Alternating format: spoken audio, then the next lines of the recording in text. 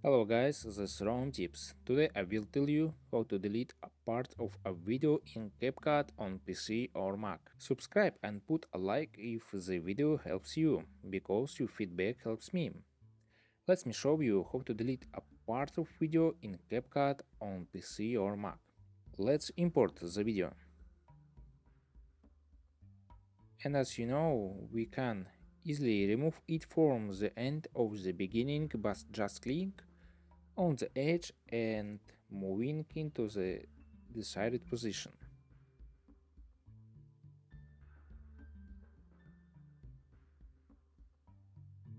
But if you want to remove a part from the middle, you need to split the video. Alright, method first.